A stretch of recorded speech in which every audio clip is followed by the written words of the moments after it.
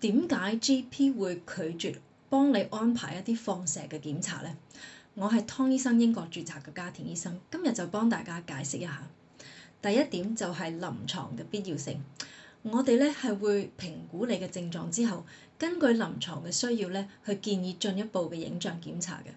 咁如果一啲影像檢查係唔會改變處理方法咧，就其實都冇乜需要咧去接受輻射嘅。有時咧仲可能會引起不必要嘅擔憂添。舉個例啊，腰痛好多時都係肌肉問題，照 X 光其實係冇乜幫助嘅，好多時只會顯示一啲退化性嘅變化。另外一個例子就係頭痛啦，一個常見嘅症狀，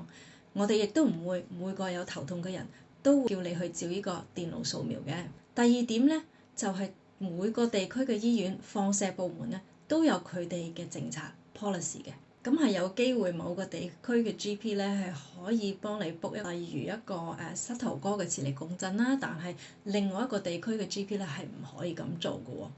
另外啦，好似我呢個地區咁樣啦，女性嘅盆腔超聲波咧係經常被拒絕嘅。佢哋嘅 policy 咧就其實一定要你試咗幾個月嘅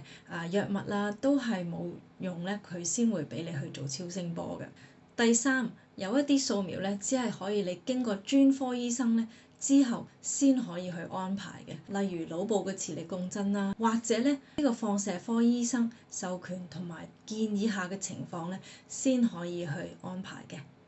希望喺呢度咧就可以幫大家明白多啲 NHS GP 喺乜嘢情況下咧先可以幫你安排一啲嘅 scan 啊，一啲掃描嘅。最主要咧亦都係咧同你個醫生好清楚咁樣講返你嘅症狀啦，確保咧你知道有乜嘢要自己留意嘅，同埋咧如果你症狀冇改善咧，就要返去再做進一步嘅檢查啦。